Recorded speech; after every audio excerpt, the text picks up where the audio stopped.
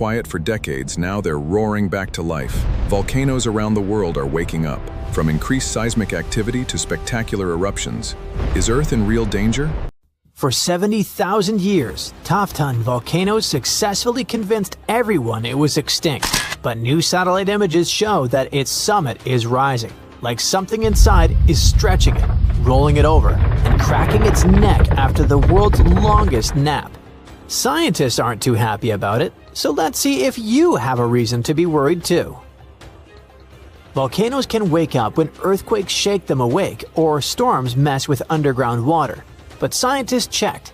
There weren't any big earthquakes or heavy rains in southeastern Iran, where it sits. So it must be gas or magma pressure that's moving Taftan. It's like a sealed soda can heating up from the inside. Before you even hear a hiss, the pressure is building silently, waiting for a weakness. That's why Taftan's movement is such a big red flag. Pressure changes mean new internal activity. Plus, the source of pressure below its surface is at just around 1,600 to 2,070 feet deep. And that's not a lot for a volcano. When the source of pressure sits that close to daylight, it can set off small explosions from steam or gas, even if no lava ever touches the surface. This type of explosion, called phreatic, happens when water underground gets so hot so fast that it blows up like a giant pressure cooker. In Hollywood movies, volcanic eruptions always look like rivers of lava chasing people down the street. But steam-driven explosions are different, sneaky, and unpredictable. One minute everything looks calm, and the next minute rocks and superheated steam blast into the air like Earth sneezed with the power of a jet engine.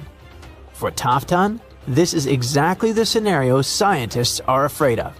You don't need flowing lava to cause destruction.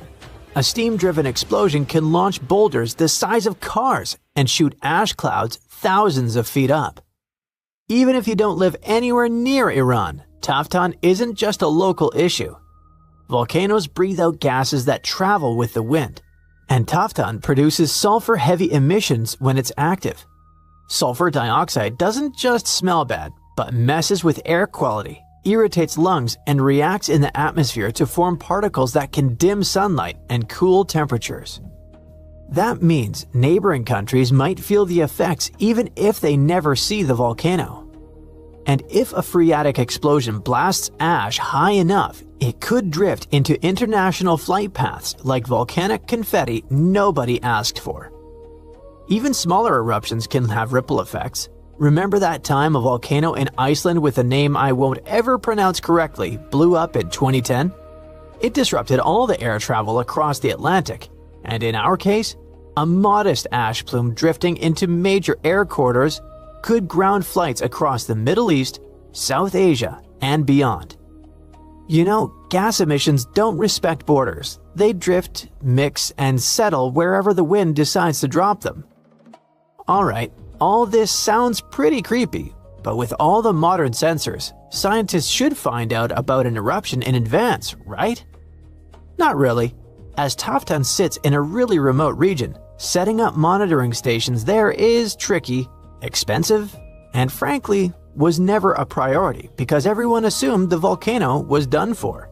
So right now, satellites, not ground instruments, are doing most of the work. Satellites see the big picture, but instruments on the mountain add detail.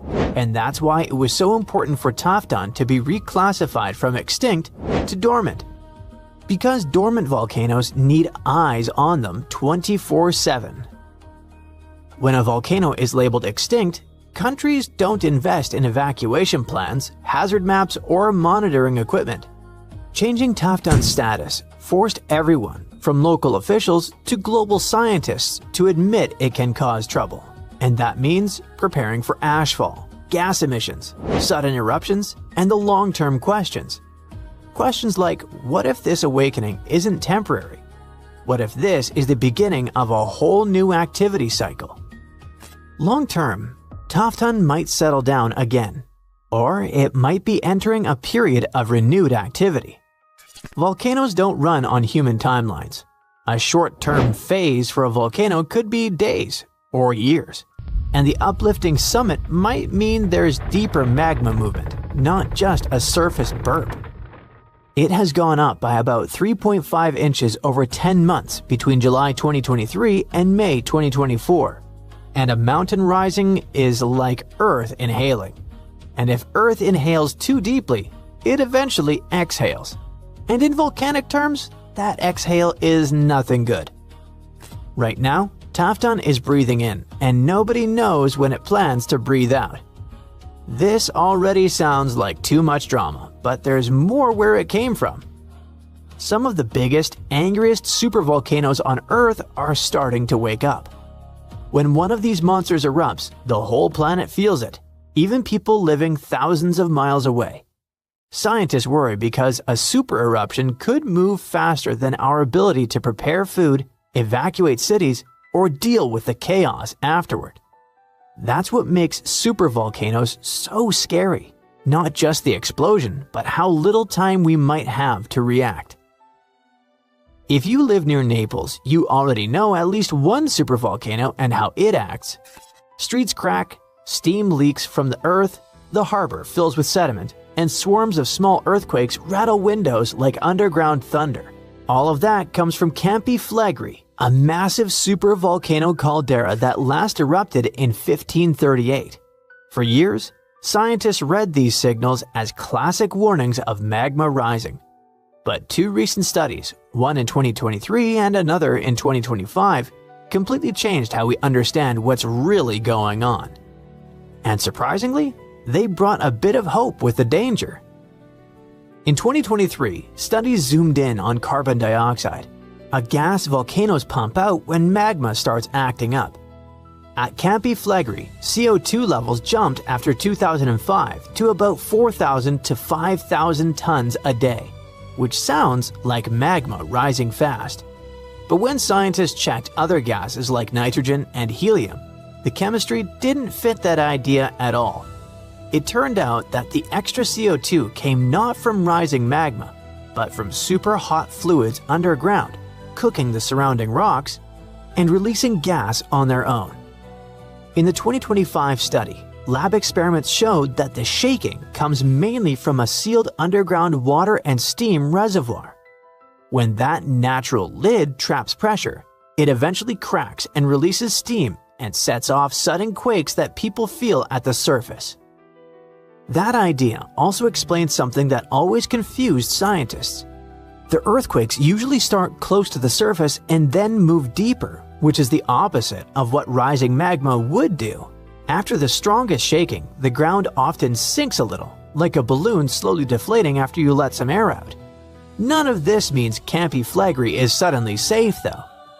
Magma still sits deep underground, and steam-driven explosions can still blast out rocks, ash, and scorching gas without any lava warning you first. What's really changed is how scientists think about the danger. Just watching and waiting isn't enough anymore. If humanity only had 12 months of warning before a supervolcano eruption, we'd struggle badly. Stockpiling food, relocating people, keeping supply chains alive. It would all feel almost impossible. But don't freak out yet, because supervolcano eruptions are extremely rare. The last one happened about 26,500 years ago in New Zealand. On average, scientists think a super eruption happens roughly once every 100,000 years, but Earth doesn't follow neat schedules like a calendar. Sometimes these eruptions cluster closer together, and then the planet stays quiet for a long time. Two massive super eruptions shook the planet within the last 100,000 years. About 74,000 years ago, Indonesia's Toba volcano blew up with such force that it blasted ash across Asia, lowered the temperatures around the world, and may have pushed early humans to the brink of extinction. Then, around 26,500 years ago, New Zealand's Taupo volcano unleashed an eruption, covering huge areas in ash and reshaping the landscape we see today. There's always a chance another super eruption could arrive earlier than we expect. That uncertainty is what keeps scientists awake at night. Yellowstone is the internet's favorite doomsday volcano. Maybe you heard the prediction. One super eruption, then a continent dusted in ash and temperatures going down. A perfect disaster movie scenario, yet geologists worry about a different kind of volcano. One that won't explode only once. It could rip the ground open, flood the entire continent with lava, and make the air unbreathable. And we know this because it happened before. Right now, researchers think there might be around 20 supervolcanoes scattered across the planet. Short story, we fear those. Long story, a major supervolcanic eruption could collapse modern society as we know it. A normal volcano can cause a local disaster. It can wipe out a city and turn a region into a no-travel zone. When Mount St. Helens exploded in 1980, it was huge. The eruption blew the top off a mountain and flattened forests like knocking down dominoes. It showed the world just how scary volcanoes can be. But in geological terms, it's nowhere near what a supervolcano could do. Mount St. Helens threw out roughly a third of a cubic mile of ash, enough to make a football field pile about 150 miles high. For comparison, a supervolcano could bury the entire state of Texas 5 feet deep, and Texas stretches about 800 miles. Volcanoes like St. Helens are mountains that build up over time, layer after layer, like nature stacking spilled wax. They erupt, they cool, they erupt again, and you end up with a cone that looks cool in photos. A supervolcano is like a hidden pit. It resembles a giant underground tank of molten rock covered in a thick slab of crust. Imagine the magma chamber like a huge underground room, and the ground above it is the ceiling.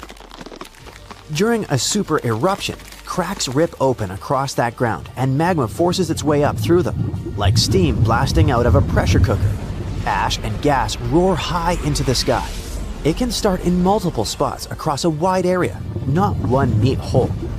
The magma chamber underneath can empty so violently that the roof above it collapses, the land drops, and what's left is a massive bowl-shaped scar called a caldera. And Yellowstone is the prime example. About 631,000 years ago, Yellowstone had a massive eruption and it left behind a giant caldera about 30 by 45 miles across. Now it's a national park, but it's also basically a footprint, like a warning. If Yellowstone erupted again, the first super hot clouds of ash and gas could blast outward and burn everything nearby. Then the ash would spread. And ash is not like the fireplace dust. It hurts to breathe. It wrecks engines, and it can shut down flights and machines. Regular volcanoes mostly hit the area around them with lava. A super eruption turns the air itself into a real danger. Ash spreads far and jams the things we depend on. High up, sulfur can turn into a thin haze that will block some sunlight. That can cool things for a while and mess with growing seasons, even far from the eruption. And winds can spread that effect well beyond the US. However, geologists worry about something even worse. A kind of eruption that can keep going in waves and cover huge regions in lava. It's called a large igneous province. It's not one volcano, it's a whole stretch of crust that starts leaking lava through long cracks over and over for a long time. Instead of one giant explosion, it's more like Earth turning on a lava faucet that just keeps going. Imagine a crack in the ground hundreds of miles long. Out of that crack comes a sea of lava, but this isn't the sticky, slow stuff you see in Hawaii. This is hot, runny, fast-moving lava, and it doesn't stop. It spreads, floods low spots, stacks into layers, and then does it again. And that's what makes LIPs scarier than a supervolcano. They drag on. They can erupt in repeated pulses over hundreds of thousands to a few million years. We have scars to prove it right here in the US. About 17 million years ago, the Pacific Northwest ripped open and created the Columbia River basalt. Lava did not just coat the land, it drowned it. The total amount that erupted was around 42,000 cubic miles. That's enough to cover the whole US in lava about 58 feet deep. But how can Earth produce enough lava to bury a mountain range? It's because the planet is still churning inside. Imagine Earth like a pot of thick tomato soup sitting on a stove. Earth's core is the stove, and it's extremely hot. The soup is the mantle, a thick layer of rock that moves slowly. Now and then, a massive blob of superheated rock rises from deep in the mantle, possibly from the boundary above the core. Scientists call this a mantle plume. When it reaches the cooler crust, it spreads out, pushes upward, and when it breaks through, it does not build one neat mountain. It can open long cracks and feed eruptions in repeated bursts for a very long time. However, while lava burns everything in its way, it's not what wrecks the planet. The gas does. These eruptions release huge amounts of carbon dioxide and sulfur, and we can assume the consequences of that because it happened before, and not just once. About 252 million years ago, a massive LIP eruption began in what is now Siberia. It lines up with the worst extinction event in Earth's history, the Great Dying. Around 90% of species disappeared. Huge amounts of gas flooded the air and trapped heat. The oceans soaked up some of that gas and turned more acidic. Acid rain fell again and again. Life on Earth crashed. Scientists believe that in the last 500 million years, there have been 16 major extinctions like this, and that 15 of them line up closely with LIP timing. These geological formations changed Earth so many times, and scientists now wonder, what if Yellowstone and that massive lava flood in Oregon are actually a part of the same system? Look at Idaho from space and you see a long, flat track across the state called the Snake River Plain. It points from the old lava flood region toward Yellowstone, like a trail. That path exists because Earth's surface moves. The outer layer is split into giant plates that slowly slide. Under Idaho and Yellowstone, a deep, hot zone keeps feeding eruptions. As the plate moves, the eruption zone shifts with it, leaving a long trail behind. That's why the rocks get older the farther you go from Yellowstone. It's the same heat source, just a moving target. And if you roll the plate's motion back far enough, that trail points closer to where the Columbia River basalts formed. That's why some geologists think the Northwest lava flood and Yellowstone could be connected parts of one long-lived system. Finally, if it's all part of one big apocalyptic system, is it time to pack the bags and flee to Mars? Will it happen again soon? Even if they share the same story, that does not mean the worst part is coming back soon. The lava flood chapter played out millions of years ago. Today, Yellowstone is simply where that deep heat shows up at the moment. And sure, it can erupt again, but the most likely eruption isn't some giant doomsday blast. It's a steam explosion, when super hot water flashes into steam and blows rock apart. Lava flows and smaller eruptions can happen too. The caldera-making nightmare is a rare one. If Yellowstone ever started building towards something big, it wouldn't be sneaky. You would see it coming. A lot more earthquakes than normal and the ground lifting faster than usual. The clearest right before signs would likely show up in the days or weeks before it. We cannot stop a planet-scale eruption. We can only watch for the warning signs and plan. But hopefully, if the planet decides to get rid of us, by the time it starts sending warnings, we'll already finish turning Mars into our new home. Frankenstein, unreasonably cold weather, and tons of lava. What do these things have in common? They all trace their origins back to Mount Tambora. This volcano in Indonesia had such a massive impact that the aftermath could be felt in Switzerland even a year later. And these spots are thousands of miles apart. Soon, we might be facing something similar again. Stick around, because I'm about to reveal the exact spot where the next eruption is expected to happen in 2025. Back in 1815, Mount Tambora erupted with unprecedented force, sending a colossal cloud of fine particles into the atmosphere. This cloud reflected sunlight, leading to global cooling and even the year without a summer in 1816. Temperatures plummeted. crops failed, and families worldwide faced food shortages, compounded by various health issues. Fun fact: Frankenstein appeared because of abnormally cold weather in the summer of 1816. The author got stuck indoors in Switzerland and wrote this story to pass the time. But that is the only positive aftermath. In England and Ireland, people struggled to find food. The crops were too bad that year, and this year without summer cost them lives, all because of the eruption in Indonesia. While many other volcanoes have erupted since then, none have had consequences as dramatic as Tambora. However, climate professor Marcus Stoffel from the University of Geneva believes potential serious eruptions aren't just a matter of luck, it's only a matter of time. So it's up to us. We can sit back and wait for the inevitable, or we can start preparing today. This future eruption will happen in a world that's vastly different from the one in 1815.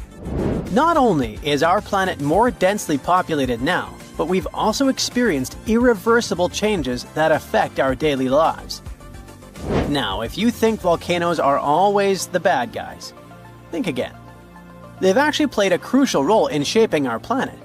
They help with land formation, atmospheric development, and climate modulation. Just look at Yellowstone, for example. When thick lava oozed to the surface, it spread across the landscape and transformed the area forever. When volcanoes blow their tops, they release a mix of lava, ash, and gases, including carbon dioxide. But don't worry, compared to the emissions from fossil fuels, the amount from volcanoes is pretty tiny. What scientists are really keeping an eye on is sulfur dioxide, because it can have a big impact on our climate. When a major volcanic eruption happens, it can send sulfur dioxide soaring into the stratosphere, which is about 7 miles up in the atmosphere. Once there, it transforms into tiny aerosol particles that scatter sunlight, helping to cool the planet. This cooling effect isn't immediate though. Those particles can hang around for a couple of years and even circulate all around the globe. Nowadays, we've got special equipment to monitor sulfur dioxide emissions from space.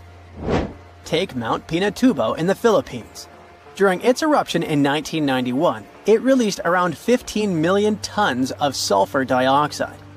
Now, while that's a lot, it wasn't quite as massive as the eruption of Tambora. Still, Pinatubo managed to lower global temperatures by about 0.5 degrees Celsius for several years. Tambora, on the other hand, dropped average global temperatures by about 1 degree Fahrenheit. I know what you might be thinking. That's not much, but trust me, it makes a difference. If the planet warms up by just 1 degree Fahrenheit, it could really mess with sea levels. Experts think we might see a rise of up to 8 inches by the end of this century. This could wipe out a lot of farmland and coastal habitats, which would be a huge blow to many communities.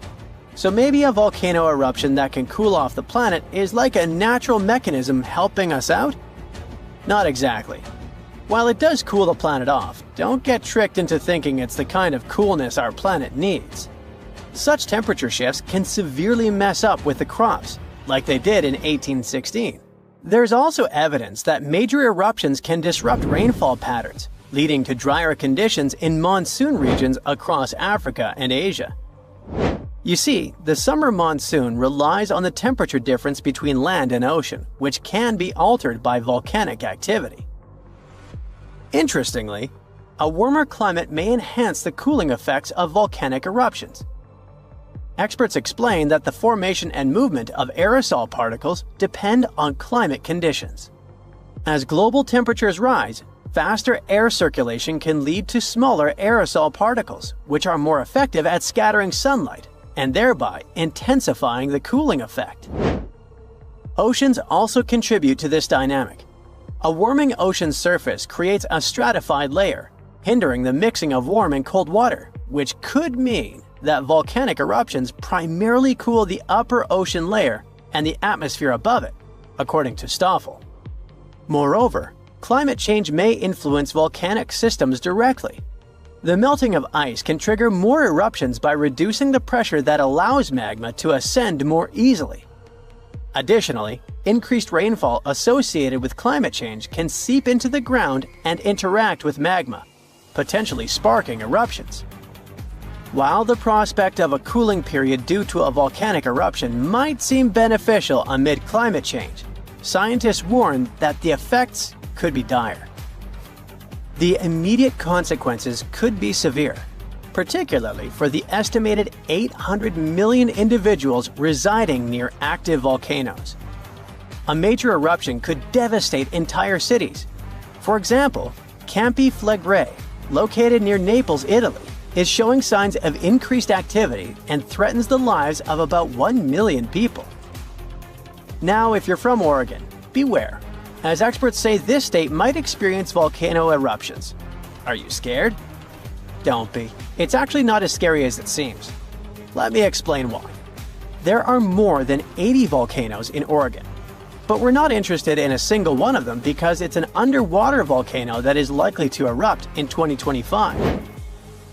Axial Seamount is the most active volcano in the Pacific Northwest, yet it remains largely unknown to the public due to its location approximately 300 miles offshore and nearly a mile beneath the ocean surface.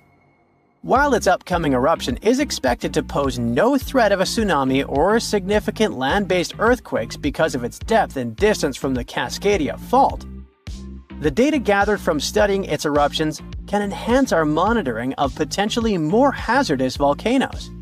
Let's call it a friendly eruption, shall we? In reality, predicting eruptions is a complex endeavor. We often encounter alarming headlines, such as, "Yellowstone is about to erupt." Should we take these claims seriously? Not really. Yes, Yellowstone sits atop an active supervolcano that has experienced 3 major explosive eruptions in the past 2.1 million years. The last eruption occurred approximately 70,000 years ago, with the most significant explosion taking place around 631,000 years ago, forming the massive Yellowstone caldera. Naturally, many people are curious about whether Yellowstone will erupt again and when that might happen. Fortunately, scientists are employing new techniques to delve into these questions. A recent study suggests that Yellowstone is unlikely to experience another major eruption anytime soon. The reason is that the magma beneath the park is divided into a network of separate chambers. While there is a substantial amount of magma present, it's not sufficiently interconnected to support an eruption. Previous studies proposed that the existence of a massive layer of magma beneath Yellowstone, but these latest findings change that notion. To gain a clearer understanding of the subterranean dynamics, researchers utilized a technique called magnetotellurics, which employs Earth's natural electromagnetic fields rather than seismic waves. Since magma is a good conductor of electricity, this method is particularly effective for mapping molten rock and comprehending underground activity in volcanically active regions. By using magnetotellurics, scientists created a detailed map of the magma under Yellowstone, enabling them to make more informed predictions about future eruptions. But what will happen if an eruption similar to Mount Tambora occurs? By and large, there will be huge climate chaos. Yeah, the best scientists are looking for the solution should it really happen, but they don't have it yet. So technically, we're not ready for the second Mount Tambora. But for now, we're pretty much safe. No major eruptions are predicted. Whew! It's the 15th of January, 2022, 4:47 p.m. local time. It will start any moment. Here, do you feel these jolts? The South Pacific is about to experience one of the most powerful volcanic eruptions ever recorded by modern instruments. The eruption begins at Hunga Tonga Hunga Ha'api, an underwater volcano in the Tongan archipelago. The eruption itself is enormous. Its volcanic explosivity index is at least VEI 5, with the maximum being 8. It's as powerful as such historic catastrophes as Mount St. Helens in 1980 and Mount Vesuvius in 79 CE. The eruption releases a staggering 2.4 cubic miles of volcanic material and sends over 150 million tons of water vapor into the stratosphere. This amount of water vapor would have been enough to fill 58,000 Olympic swimming pools. Additionally, the eruption generates the fastest underwater currents ever recorded and triggers large tsunamis that struck areas as far as Peru, more than 6,200 miles away from the volcano. And it takes at least 4 lives, with even more missing.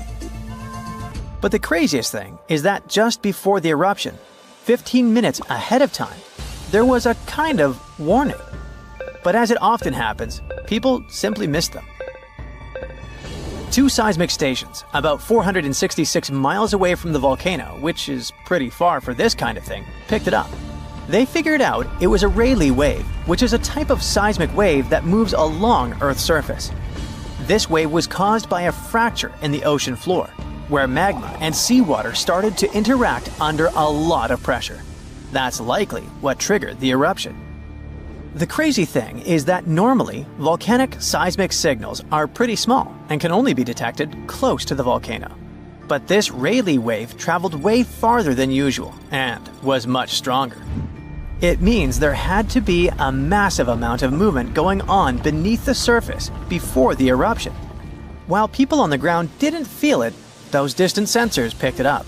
And this discovery is great for identifying volcanic threats earlier in the future and for improving early warning systems.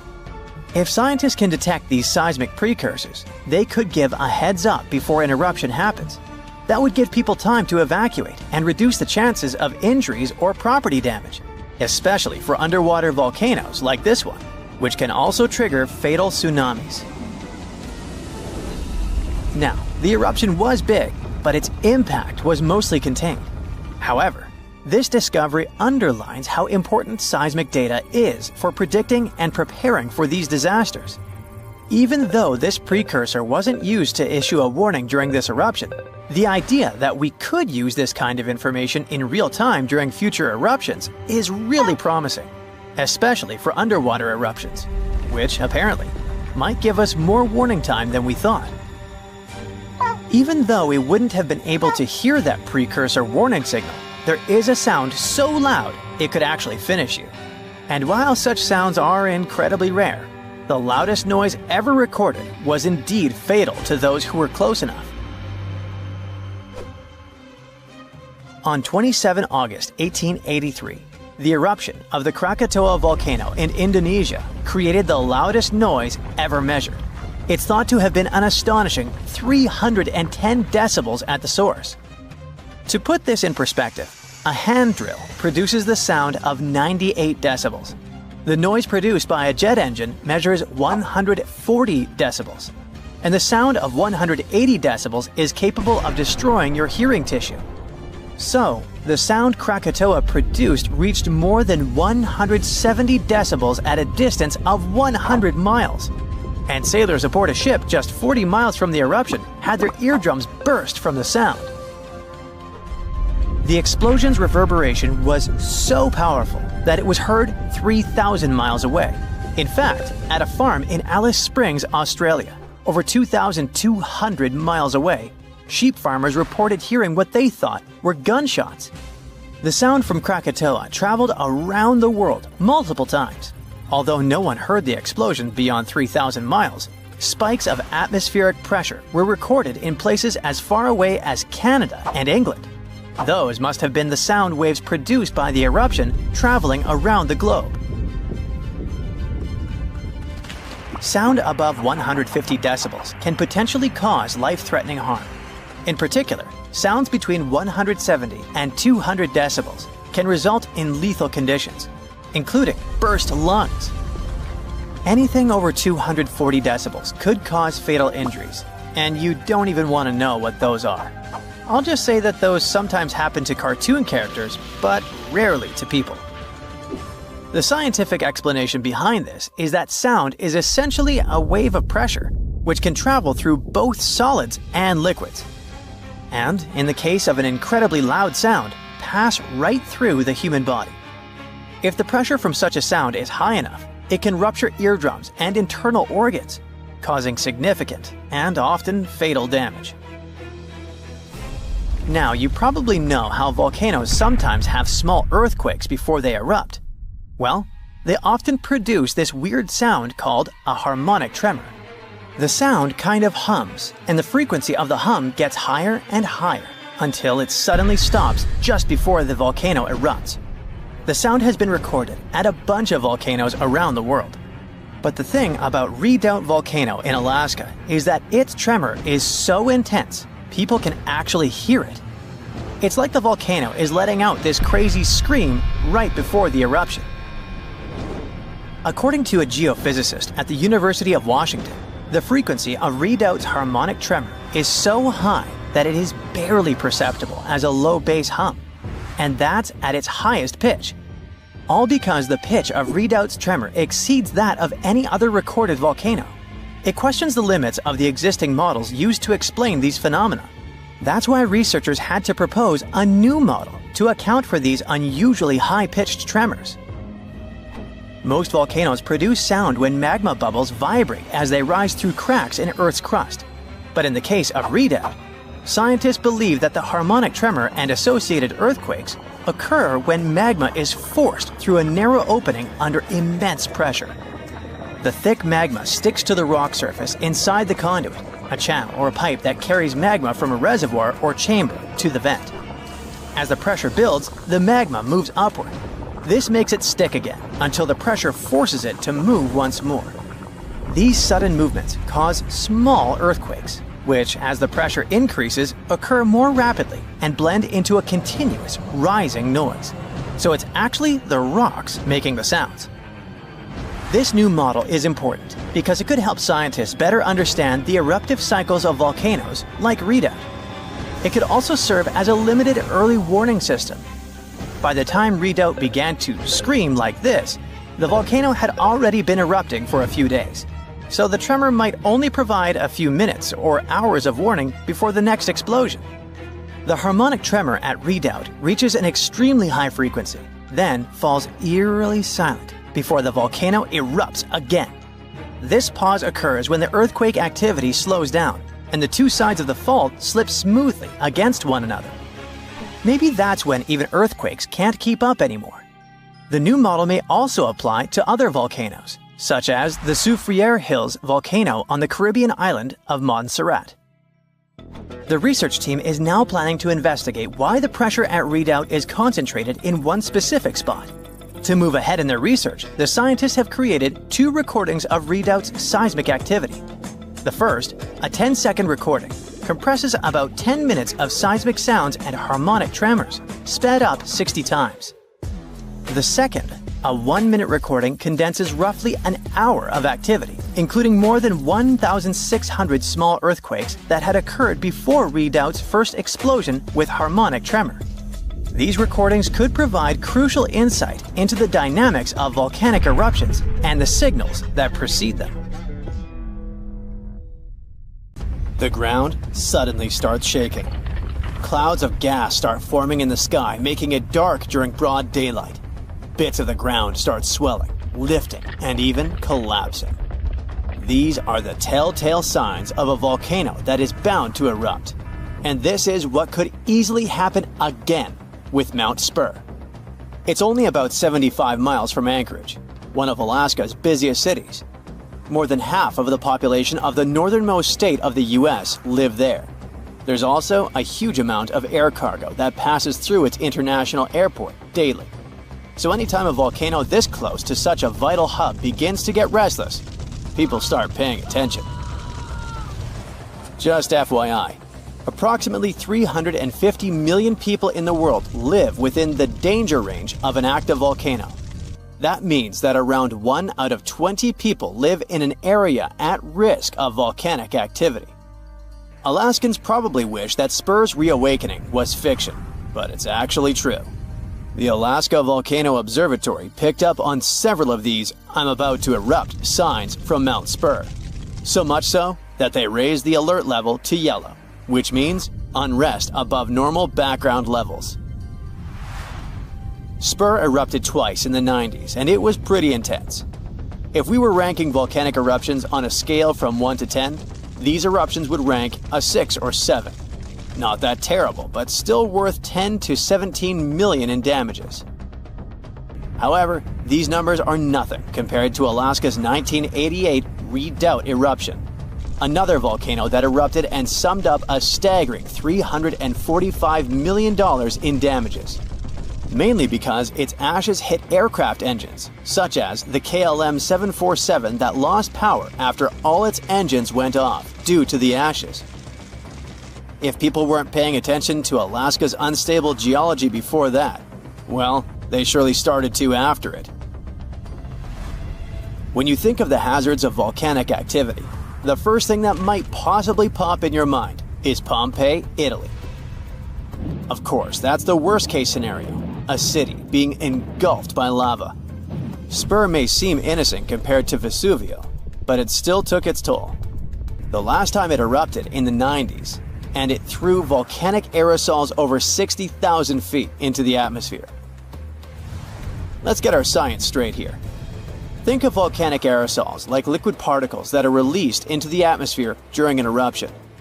These particles are usually created when gases from a volcano, such as sulfur dioxide, combine with water and other particles that exist in our atmosphere. These aerosols can actually cool the Earth's surface since they reflect sunlight directly back into space.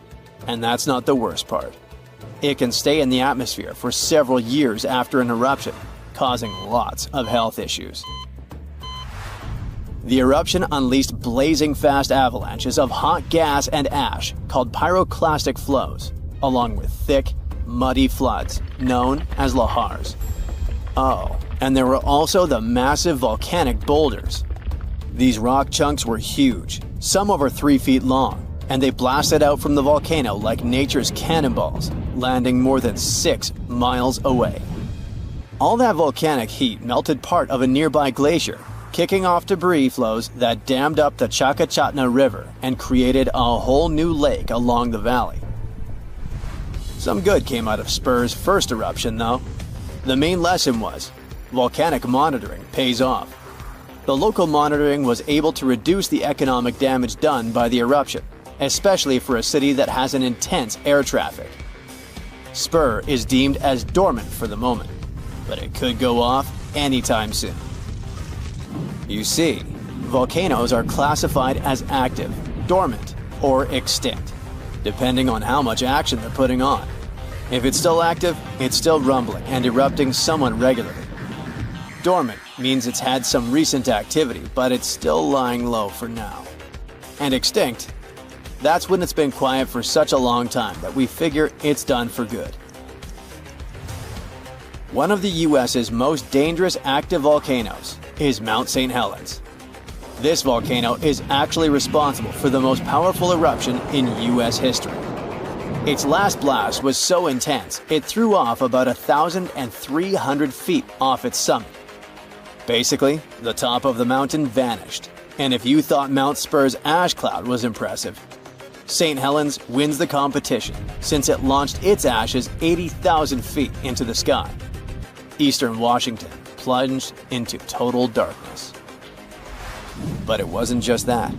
In a matter of 3 minutes, the eruption hurled 3.7 billion cubic yards of blazing rock and dust, enough to fill 1 million Olympic-sized pools across 230 square miles of lush forest. Actually, the earthquakes that anticipated the eruption started weeks before May 18, 1980. A ground shake of magnitude 5.0 went off, triggering a landslide on one side of the volcano.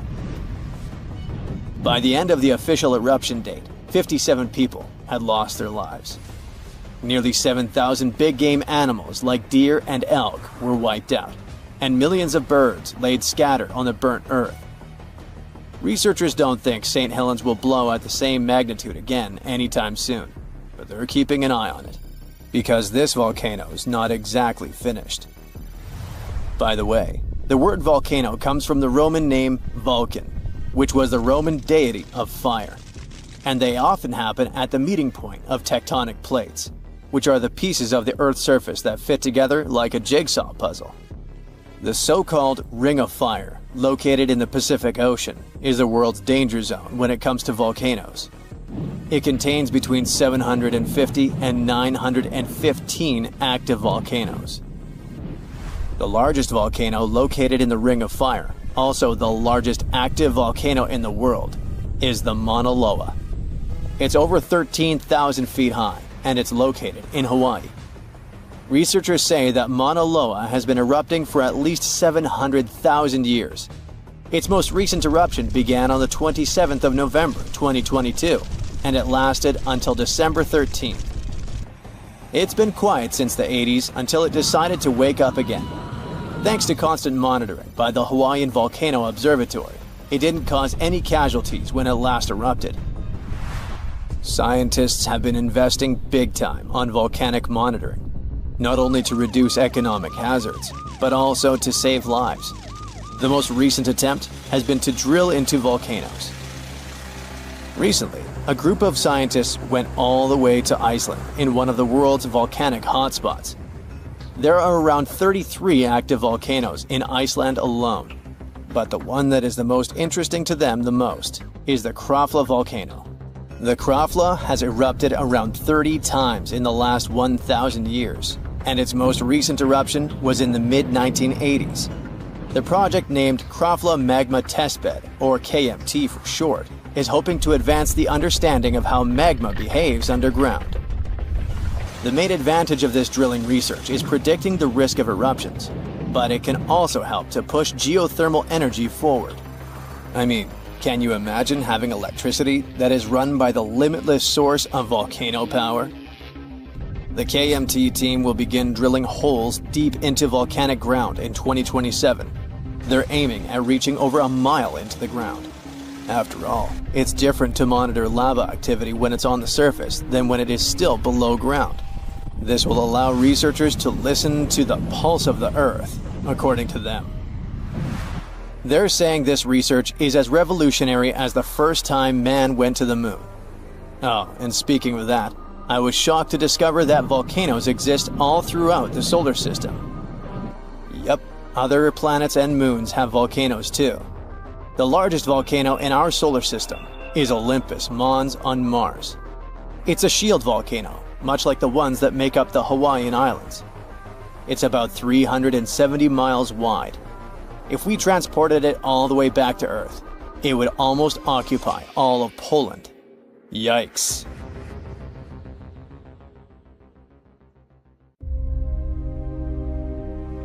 Welcome to another Mystery Minute. Can you solve this magic? Like and subscribe for more.